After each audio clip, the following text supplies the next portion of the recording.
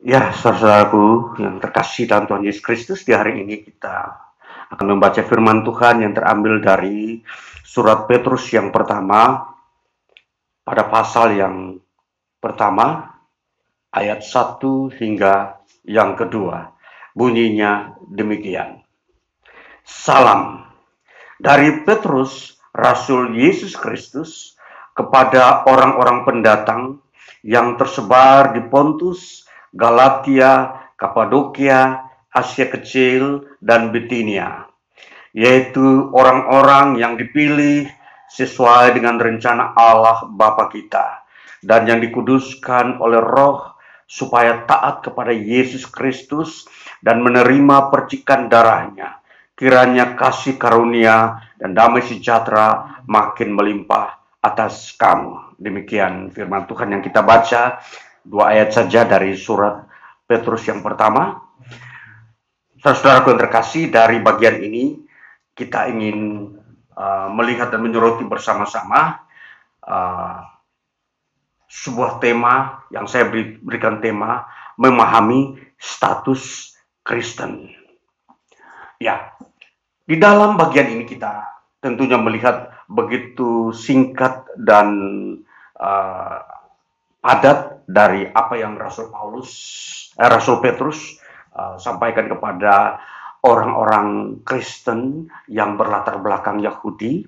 Jadi mereka-mereka ini adalah orang-orang yang semulanya menganut uh, agama Yahudi, yang tentunya di situ Taurat sebagai dasar hukum yang utama, kemudian menjadi pengikut Kristus Yesus. Namun mereka ini adalah orang-orang yang ada di tanah perantauan, yang tentunya ada di Galatia yang sudah disebutkan tadi, ada di Bitinia, ada di Kapadokia, dan di Pontus. Ini semua daerah-daerah yang ada di wilayah Asia. Ya, jadi walaupun ini di luar Israel, tapi masih ada di wilayah Asia.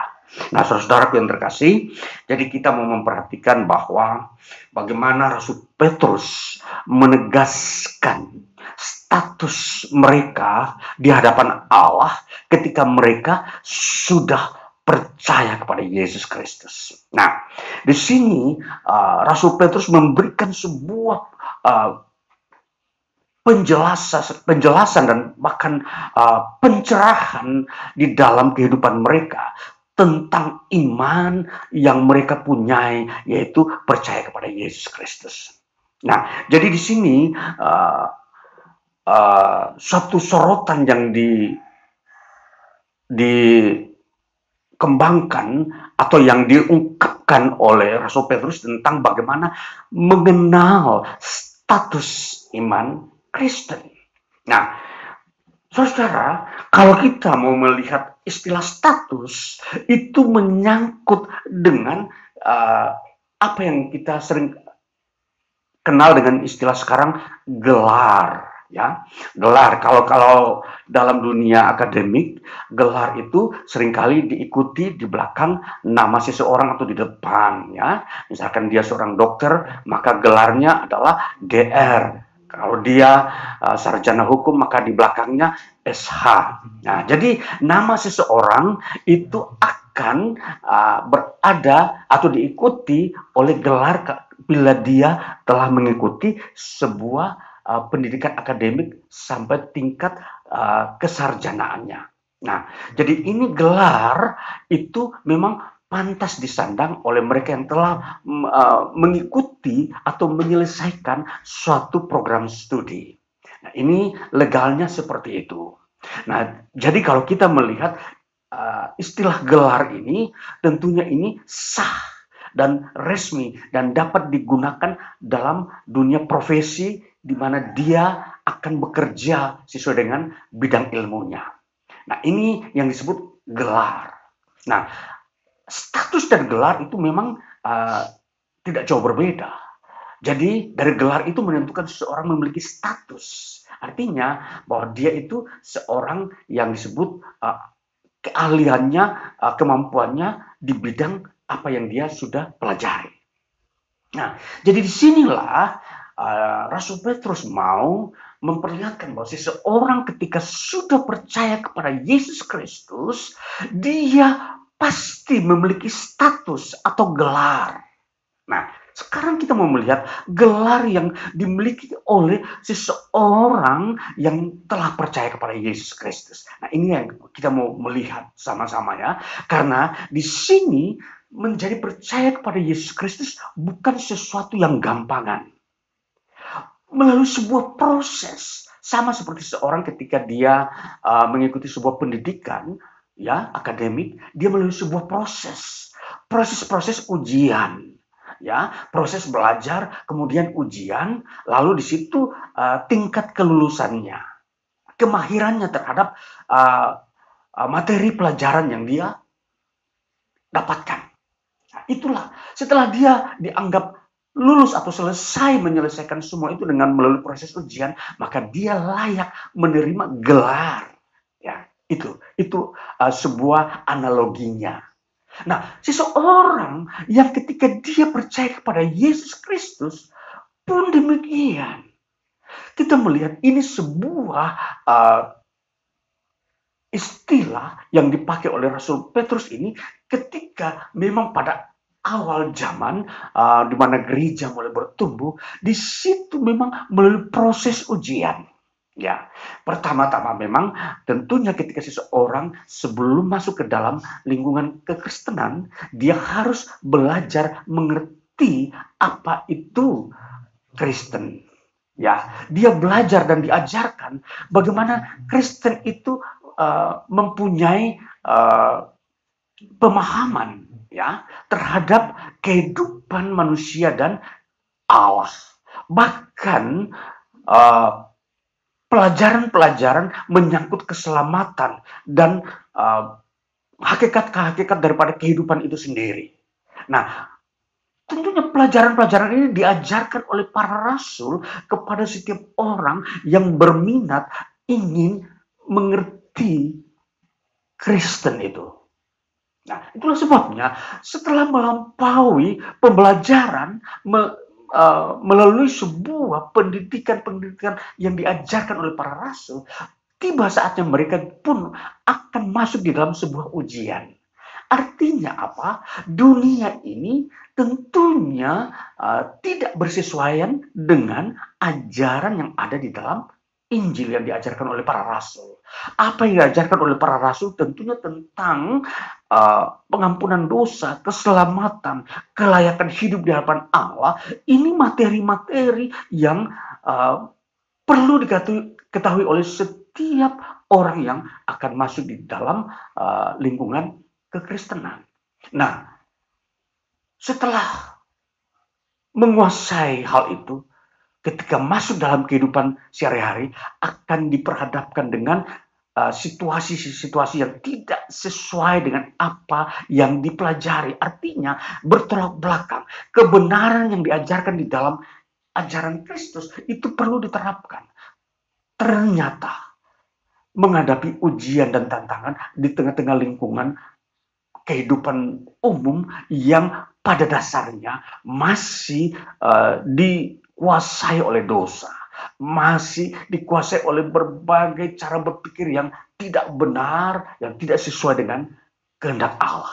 Nah, akhirnya terjadi sebuah proses. Ada yang boleh berhasil, ada pun yang belum berhasil. Tentunya ini semua masuk lagi ke dalam sebuah pembelajaran agar semakin mahir. Nah, inilah kondisi-kondisi awal di mana orang-orang pertama-tama mulai masuk ke dalam lingkungan kekristenan. Nah, jauh lebih daripada itu tentu kita sudah pernah mendengar informasi bahkan pengajaran-pengajaran bagaimana orang-orang yang masuk ke dalam lingkungan Kristen, mereka pun diperhadapkan dengan ujian, yaitu mereka mempertaruhkan nyawanya demi keselamatan yang mereka sudah terima dan mereka sudah pelajari dalam iman Kristen. Nah, inilah ujian-ujian.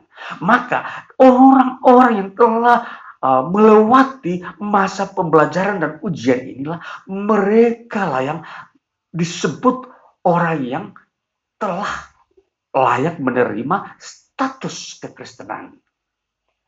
Baru mereka disebut orang Kristen.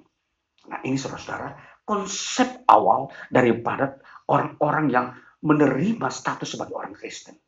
Jadi ketika orang-orang atau abad-abad pertama orang-orang menerima status sebagai Kristen, mereka itu bangga. Mereka berbahagia. Dan ini sebuah penghargaan yang begitu besar. Dan di dalamnya tentunya karya Allah yang lebih utama, yang memberikan sebuah wibawa ilahi dalam pribadi setiap orang yang telah menerima ajaran Kristus. Inilah yang menjadi sebuah kebanggaan. Nah, sehingga di dalam penjelasan ini kita mau mengerti bahwa sesungguhnya status iman Kristen itu sebuah label yang tinggi sosialnya di masyarakat pada saat itu. Jadi seseorang ketika menganut Kristen, mereka sangat menghormati karena moral dan etikanya begitu tinggi. Sedangkan orang-orang di luar Kristen, mereka mempunyai moral dan etika yang begitu buruk.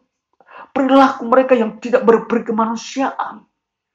Itulah yang terlihat di mata masyarakat pada umumnya. Ketika bertemu dengan orang Kristen, mereka melihat kehidupan moral dan sikap pribadinya yang begitu harmonis, begitu menghargai sesama, mengasihi sesama, menghormati kebenaran, dan mengutamakan kebenaran. Ini. Jadi Kristen, status Kristen itu status yang sungguh-sungguh mulia. Ya, kalau kita mau memperhatikan sejarah gereja. Nah, jadi di sini kita memperhatikan orang-orang yang buruk moralnya lah yang tidak mau masuk ke dalam lingkungan kekristenan. Bahkan mereka ingin mau menghancurkan kekristenan, membunuh orang-orang Kristen, membakar lingkungan-lingkungan di mana mereka tinggal. Itu karena orang-orang tersebut tidak mau memperbarui hidupnya, mau tetap tinggal di dalam keburukan moral.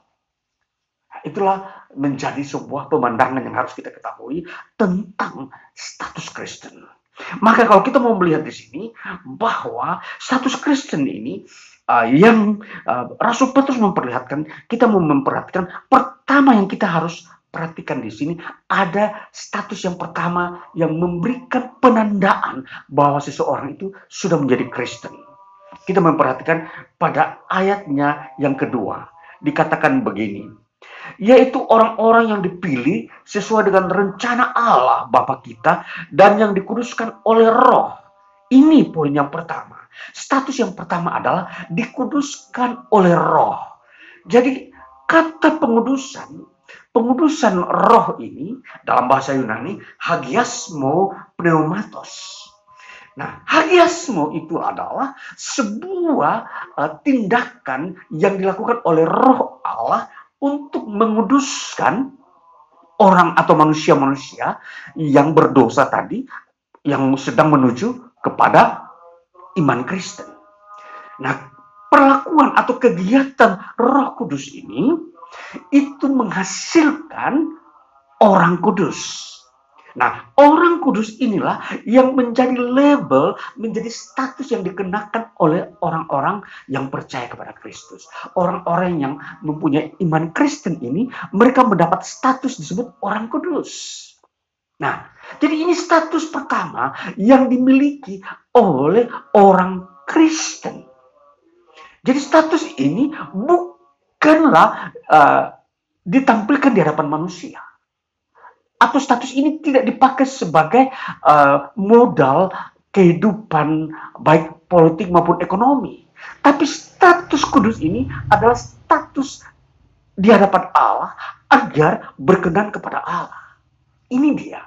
Jadi ini status bukan buatan manusia dan dipergunakan bukan di hadapan manusia, tapi di hadapan Allah. Maka disinilah terjadi sebuah persekutuan antara manusia-manusia yang dikuduskan ini dengan Allah. Inilah yang disebut status. Maka kalau kita mau memperhatikan status orang Kristen ini, disebut orang kudus ini, itu yang akan digunakan oleh orang-orang tersebut untuk memuji Tuhan, untuk berdoa, untuk menghampiri hadirat Allah, perlu status orang kudus.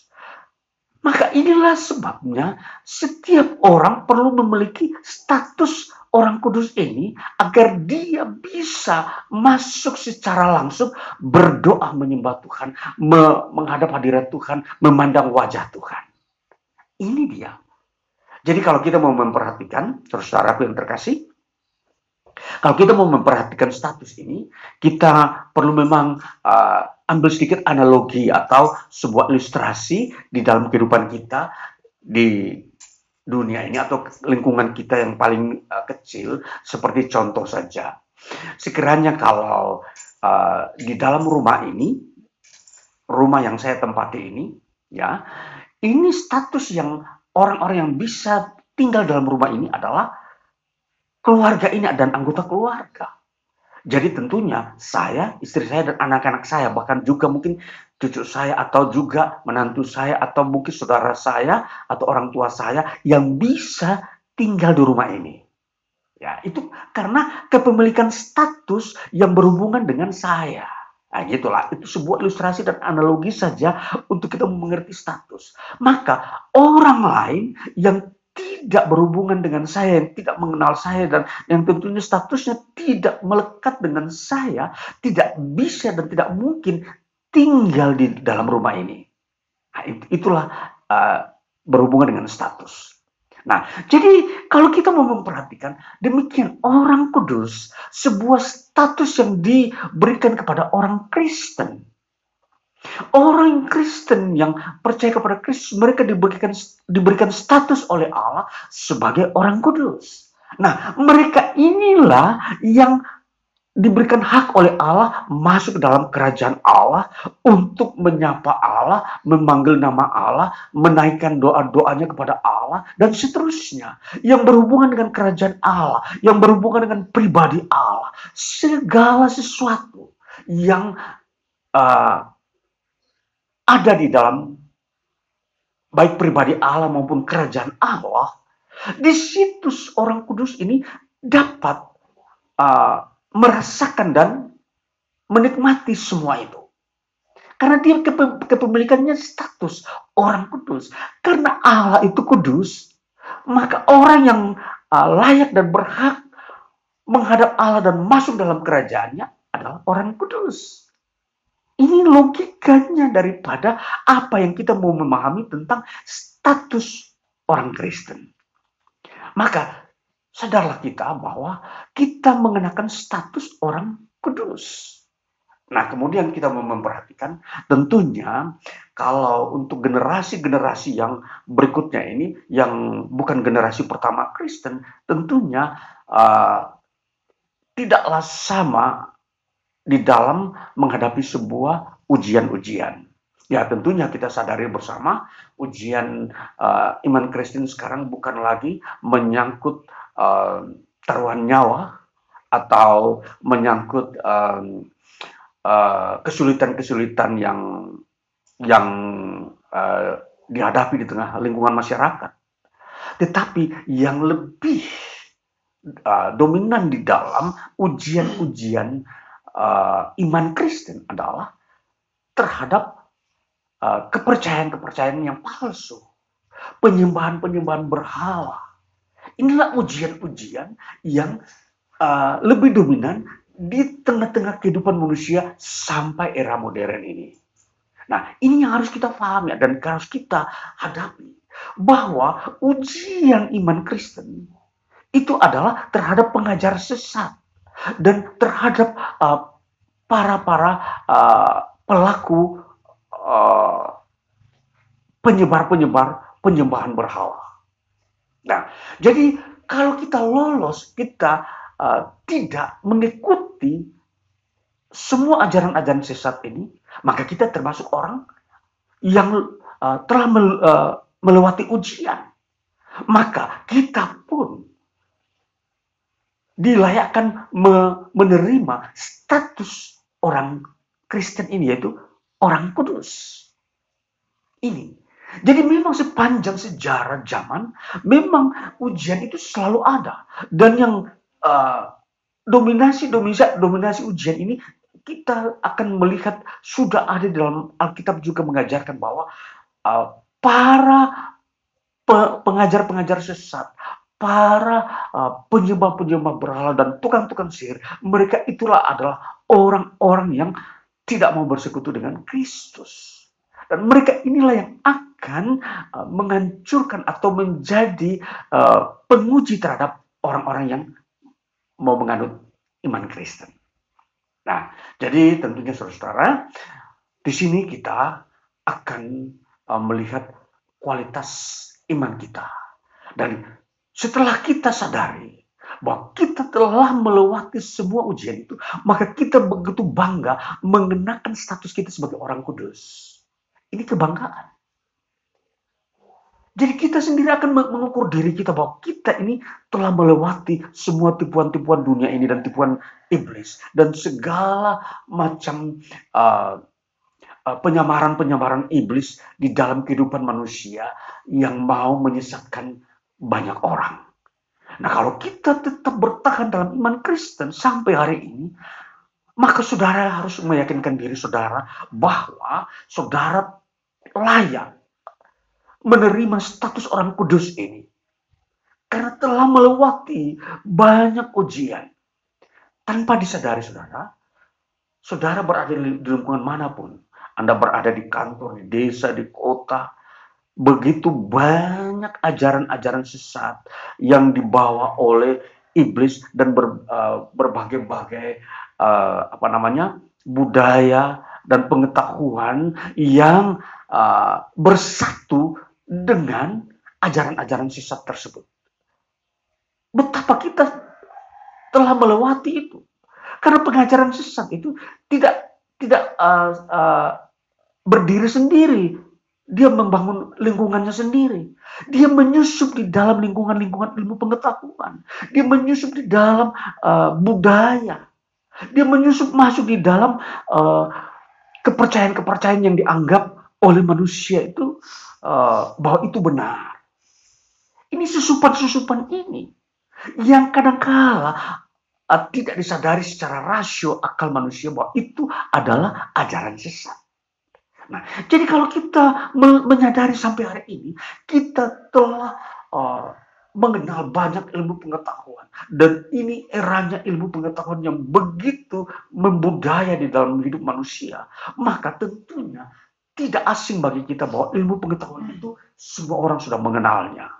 Maka saya mau sampaikan bahwa di dalam semua itu akan kita bertemu dengan susupan-susupan ajaran kita yang tidak takluk kepada ajaran sesat itu. Kita tetap kepada Injil, iman kepada Kristus. Maka kita adalah orang yang telah lulus, berhasil dari ujian tersebut. Maka kita akan berbahagia. Kita akan bangga memiliki status sebagai orang Kristen yang kita di hadapan Allah. Kita disebut orang kudus. Itulah sebabnya kita terus berdoa. Kita dapat melakukan aktivitas doa. Karena kita telah mengenakan status itu. Tuhan telah memberikan status itu kepada kita. Melalui rohnya bekerja dalam diri kita. Sehingga kita dapat melakukan perkara-perkara yang kudus. Saudara-saudara yang kekasih. Perkara kudus, perbuatan kudus tidak bisa dilakukan oleh orang-orang yang tidak kudus. Contoh. Untuk rendah hati saja tidak bisa dengan gampangan orang yang tidak kudus dapat melakukannya. Mereka lebih senang menyombongkan diri. Mereka lebih senang melakukan hal-hal yang tersembunyi, hal-hal yang tidak bermoral. Demikian. Maka ini kita harus pahami bahwa keberadaan kita sebagai orang Kristen bukanlah sebuah karya manusia, bukan suatu usaha manusia, tetapi sebuah karya Kristus untuk mengubahkan hidup kita, sehingga menjadikan kita iman yang transenden. Ini yang dimaksudkan. Kalau orang masuk Kristen yang mengabaikan sebuah ujian, tanpa melewati ujian, maka mereka tidak bisa melihat seluruh kebenaran Allah. Bahkan mereka sendiri mengenakan iman itu hanya sebagai sebuah uh, akal budaya di era modern. Jadi iman Kristen mereka pakai sebagai bagian daripada ilmu pengetahuan atau kebudayaan modern. Ini bisa terjadi. Dan buktinya masih banyak orang yang ada di lingkungan Kristen pun masih terjebak dengan ajaran-ajaran sesat dan bahkan penyembahan-penyembahan berhala. Bahkan terjerumus ke dalam kejahatan-kejahatan kemanusiaan. Ini. Jadi kita mengenal soal bagaimana status iman Kristen itu secara benar. Tidak bisa sebuah Kristen generalisasikan seperti itu. Dibuat secara terbuka umum bahwa setiap orang boleh memiliki iman Kristen. Secara statement atau pernyataan semua orang memang diberikan kesempatan untuk menjadi Kristen, boleh. Tetapi untuk mengenakan status iman Kristen sebagai orang kudus, tidaklah mudah. Dia harus melalui proses ujian. Dia harus memahami, mengerti ajaran Kristen. Jangan sudah masuk lingkungan Kristen, dia tidak tahu mengerti apa itu doa. Dia tidak mengerti apa itu penebusan dosa. Dia tidak mengerti juru selamat. Dia tidak mengerti Allah Tritunggal di dalam iman Kristen. Maka ini pemahaman ini dia harus tahu ketika dia masuk dalam lingkungan iman Kristen. Maka ini ya saudara-saudara, menjadi seorang Kristen memang apalagi mengenakan status orang kudus di hadapan Allah tidaklah mudah. Benar-benar dia harus melalui sebuah proses yang disebut pembelajaran, lalu kemudian proses ujian. Nah, ini tahapannya. Maka disinilah kita mendapatkan kualitas iman orang Kristen yang dewasa. Jadi orang kudus itu orang yang dewasa imannya. Bukan asal-asal ditempelkan di dalam diri seseorang yang setelah dia masuk dalam gereja, langsung dia pakai label orang kudus. Tidak, saudara. Ini masih ada proses. Maka ketika saudara menjadi seorang Kristen, belajarlah terus. Tekunilah terus. Sampai kepada engkau menemukan dirimu sendiri bahwa engkau sungguh telah dikuduskan oleh Allah. Ini perlu. Jadi bukan sekedar kita datang kumpul duduk-duduk di gereja lalu menantikan sesuatu yang Tuhan buat. Tidak. Di dalam dunia Kristen itu adalah dunia pendidikan keilahian. Kita diajarkan tentang kebenaran-kebenaran ilahi. Kita diajarkan tentang hukum Tuhan. Kita diajarkan tentang bagaimana cara Tuhan bekerja. Bagaimana kebenaran itu nampak dan berwujud di dalam dunia ini. Bagaimana kebenaran itu diterapkan. Masih banyak unsur-unsur yang memang di dalam dunia Kristen itu perlu dipelajari. Jadi pembelajaran Kristen itu bukan saja kita berhenti pada kita bernyanyi memuji Tuhan. Kita hanya berhenti pada kita berdoa bersama. Tidak. Pembelajarannya itu luas. Dan melampaui sebuah dunia akademik dalam satu strata S1. Iman Kristen itu tidak ada batasannya untuk kita disebut selesai belajar.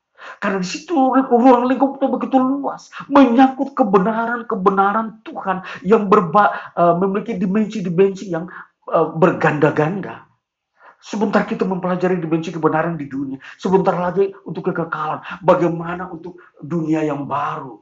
Di mana Tuhan akan memasukkan kita ke dalam dunia yang baru. Itu pembelajaran ada dalam Alkitab. Dan ini semua ini perlu kita tahu. Sehingga kita mengerti dunia Kristen itu tidaklah sempit dan tidaklah asal-asalan. Dia begitu luas. Dan terus sebabnya banyak orang mempelajari dunia Kristen sampai dia profesor pun dia belum bisa menguasainya. Sampai dia menjadi seorang profesor di bidang teologi, dia belum bisa disebut orang yang menguasai seluruh dunia iman Kristen. Ini harus kita mengerti. Sehingga kalau kita mau menyadari bahwa dunia iman Kristen adalah dunia keilahian, itu berhubungan dengan surga. Dan pengetahuan ini begitu luas. Sehingga kalau kita masuk di dalamnya, kita tidak pernah merasa saya sudah sempurna ilmu saya tentang iman Kristen. Belum, saudara-saudaraku. Maka jangan saudara sombong ketika saudara umur 70 tahun, lalu menepuk dada, saya sudah umur 70 tahun sekarang, maka iman Kristen saya sudah sempurna. Tidak. Tidak bisa seseorang berkata seperti itu. Tidak pernah kita melihat tokoh-tokoh Kristen mula-mula berkata demikian. Baik Martin Luther, baik Zwingli, baik itu tokoh-tokoh lainnya tidak pernah mereka berkata kepada orang lain, saya sudah menjadi tokoh reformasi, saya sudah menjadi sempurna di dalam iman Kristen saya. Pengetahuan saya maksudnya, pengetahuan saya tentang iman Kristen sudah sempurna. Tidak ada seorang pun bisa berkata seperti itu. Dan jadi saudara-saudaraku yang terkasih, ini sesuatu yang sungguh mulia yang kita diperhadapkan oleh Tuhan sampai saat ini. Bahwa iman Kristen adalah iman yang memang bersifat keilahian. Sehingga tidak bisa seorang manusia pun bisa dapat memahami secara sempurna tentang pemahamannya ini. Maka itulah sebabnya dari sini kita mau memperhatikan bahwa status yang pertama yang kita banggakan adalah kita disebut orang kudus. Mari kita mau memperhatikan bagaimana kekudusan itu sendiri dikerjakan oleh Roh Kudus. Di dalam Injil Yohanes pasal 16 dikatakan di situ ayat yang ke-8 dikatakan demikian. Injil Yohanes 16 ayat 8 bunyinya seperti ini. Dan kalau ia datang, yaitu Roh Kudus, ia akan menginsafkan dunia akan dosa. Lalu kemudian pada ayat yang 23 bunyinya demikian. Dan bukan 23, 13, tetapi apabila ia datang, yaitu Roh kebenaran, ia akan memimpin kamu ke dalam seluruh kebenaran. Sebab ia tidak akan berkata-kata dari dirinya sendiri, tetapi segala sesuatu yang didengarnya, itulah yang akan dikatakannya, dan ia akan memberitakan kepadamu hal-hal yang akan datang. Jadi Roh Kudus ini, dia adalah Roh kebenaran. Dia ini adalah roh yang datang dari Kristus. Dan Roh Kudus inilah yang menginsafkan manusia tentang dosa. Jadi pengetahuan kita tentang dosa ini karena ada karya Roh Kudus di situ. Kita dibuatkan sadar dan kita datang kepada Tuhan untuk mendapatkan pengampunan dosa. Nah, ini saudara-saudaraku, jadi disinilah kita mau melihat bahwa orang kudus itu adalah sebuah status yang dikerjakan oleh Roh Kudus. Jadi sudah kita sudah sampai kepada status yang pertama. Maka kitalah di dunia ini disebut orang-orang kudus di hadapan Allah. Orang-orang yang hidup takut akan Tuhan dan melakukan firman Tuhan. Maka moral kita, sikap hidup kita tentunya ini yang berkualitas. Inilah yang dipakai untuk kehidupan manusia di dunia ini. Dan ini akan mempengaruhi orang-orang yang mau mencari kebenaran. Jadi kebenaran itu akan keluar lahir dari orang-orang kudus. Orang-orang kudus inilah yang melakukan kebenaran-kebenaran Tuhan. Nah ini saudara-saudaraku. Jadi kita sadari bahwa setelah kita masuk dalam dunia Kristen, kita akan menemukan dengan status kita yang disebut orang kudus. Kemudian saudara-saudaraku yang terkasih, kita mau melihat bahwa pengudusan ini itu katanya hagiasmo ini, itu sebenarnya jenis kata ini merupakan kata benda. Kata benda ini namun dia bersifat maskulin. Sekali lagi sesuatu yang maskulin itu dia bersifat cemerlang dan selalu tampil di depan. Ya, ini sebuah ciri kata ini sehingga seorang yang kudus dia tidak mungkin bersembunyi. Seseorang yang kudus dia tidak akan mungkin menyendiri. Jadi kalau lihat dari jenis kata hagiasmo, itu adalah kata maskulin. Maskulin itu seorang jantan, pria yang selalu mau tampil di depan. Jadi kalau hagiasmo, orang kudus itu dia tidak mungkin menyendiri dan bersembunyi. Dia harus tampil. Inilah saya. Saya bisa melakukan kebenaran Tuhan. Saya akan menjadi contoh dan terang. Ini caranya hidup kudus, cara benar, cara hidup takut akan Tuhan. Itu seperti itu. Maka orang kuduslah adalah orang-orang maskulin. Ya, kita harus memperhatikan ini. Jadi sehingga jangan menempatkan maskulin itu di belakang. Maskulinnya itu ciri khasnya di depan. Jadi kalau orang kudus itu dia tidak boleh orang ada di belakang atau bersembunyi. Jangan aku aja bersembunyi di sini aja supaya demi kekudusan. Enggak. Dia justru di depan perkara melakukan kebenaran, dia di depan orang pertama. Maka ini disebut hagiasno. Orang-orang kudus itu berperilaku di depan. Nah ini saudara-saudara, di dalam dunia saat ini, kalau kita bertemu dengan masih banyak moral-moral manusia yang begitu buruk, butuh orang kudus untuk menerangi bahwa ini cara hidup benar secara manusia di dunia ini. Peranan orang kudus. Nah, ini status. Ya, kalau kita mau melihat bagaimana mengatasi, kalau kita membuat ilustrasi bagaimana mengatasi penyakit di dunia ini di tengah manusia, maka yang tampil adalah dokter, bukan tentara, bukan seorang engineering. Kalau kasus di dunia ini menyangkut penyakit, yang tampil di depan dokter. Ya. Jadi kita harus tahu bahwa setiap kasus itu harus ditangani oleh seseorang yang memiliki profesi-profesi yang spesialis. Tidak semua orang tampil untuk mengatasi kesehatan. Masa kan orang masyarakat kena penyakit yang tampil di depan engineering? Tidak masuk dalam logika manusia. Masa yang tampil di depan adalah tentara? Tidak. Jadi kalau menyangkut kasus kesehatan, maka yang tampil di depan adalah dokter. Kalau menyangkut moral manusia yang rusak, maka yang tampil di depan adalah orang kudus. Itu.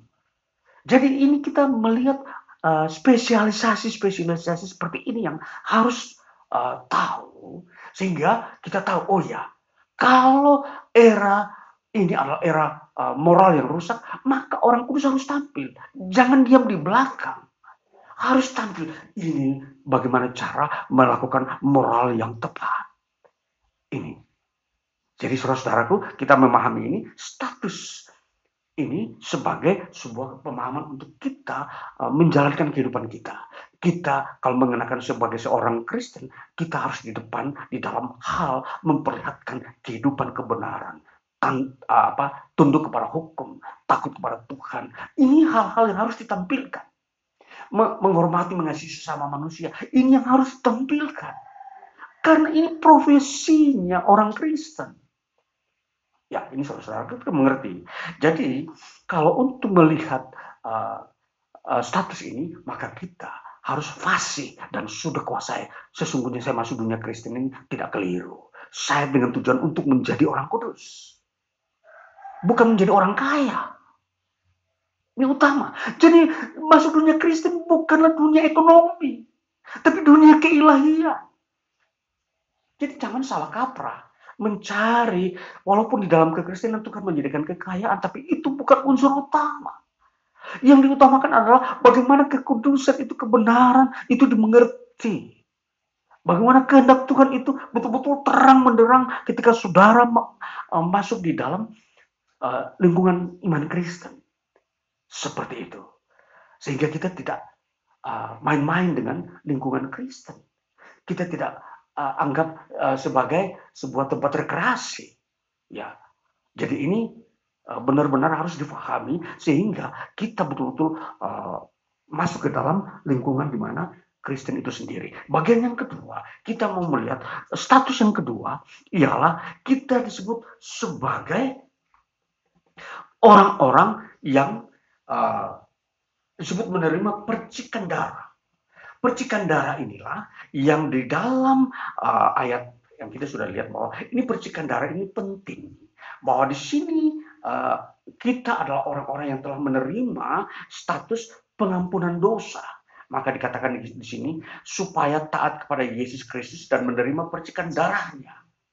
Ya, jadi di sini betapa status yang kedua ini menunjukkan uh, hubungan pribadi kita dengan Allah. Bahwa darah Yesus Kristus adalah darah yang dipakai untuk kita masuk di dalam hadiratnya Tuhan. Jadi di sini menjelaskan bahwa darah ini menunjukkan kepada pola ibadah. Jadi kalau kita beribadah, ya tentunya ini kita mempunyai dua arah. Satu, kehidupan di dunia ini dengan sesama, yang kedua kita dengan Allah. Nah, yang kedua ini dengan Allah ini beribadah. Setiap kita beribadah, untuk supaya ibadah kita itu berkenan dan diberkati, harus ada percikan darah.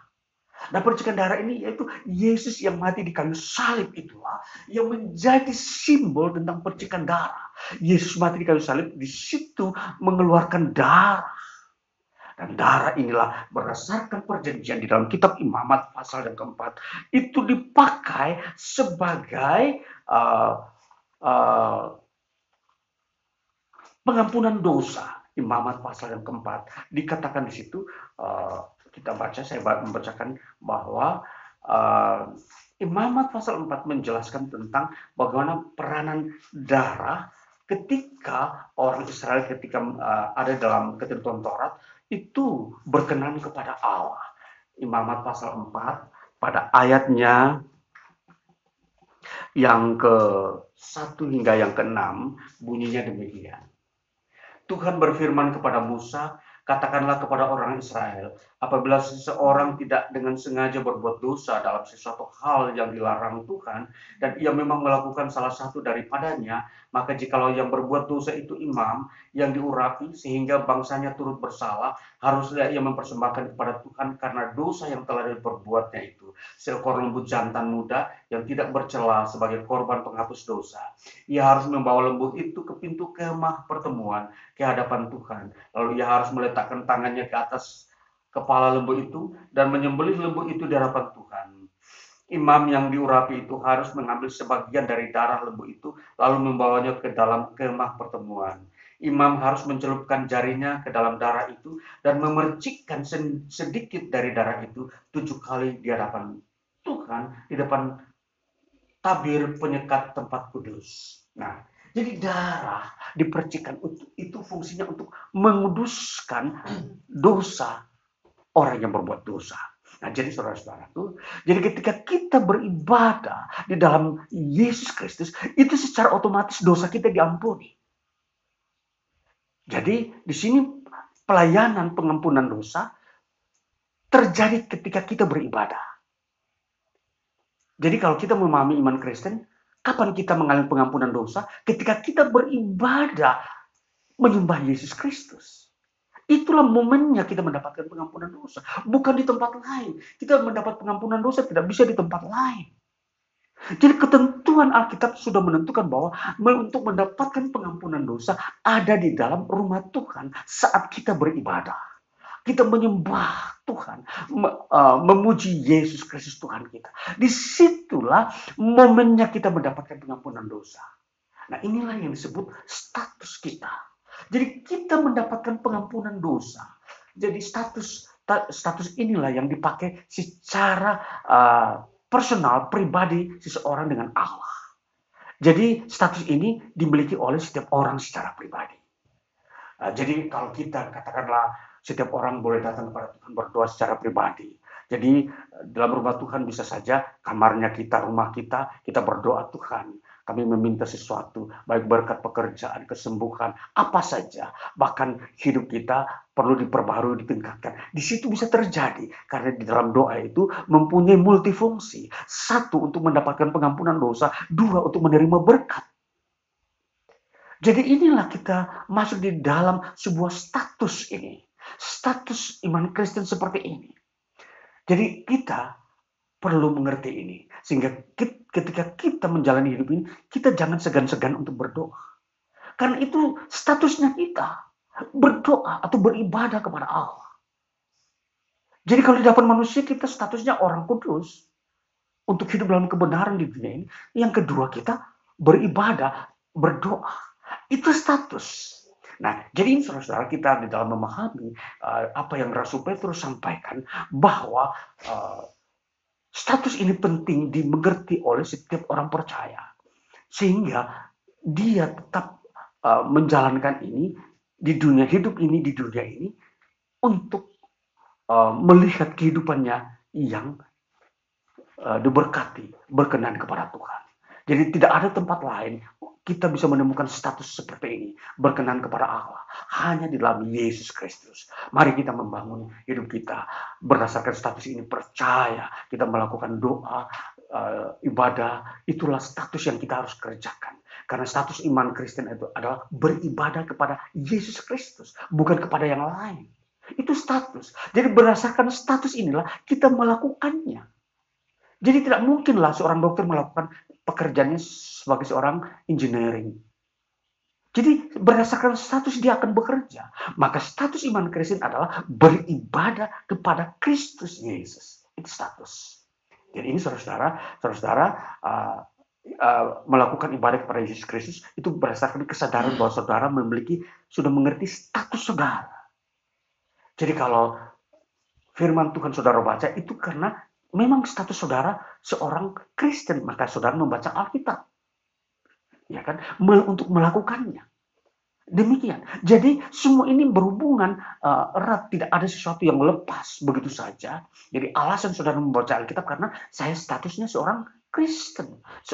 Kita menjalani kehidupan di dunia ini sehingga kita benar-benar menjaga diri kita berdasarkan apa yang Tuhan Yesus ajarkan. Tuhan Yesus memberkati kita memasuki hari-hari hidup ke depan. Haleluya. Amin.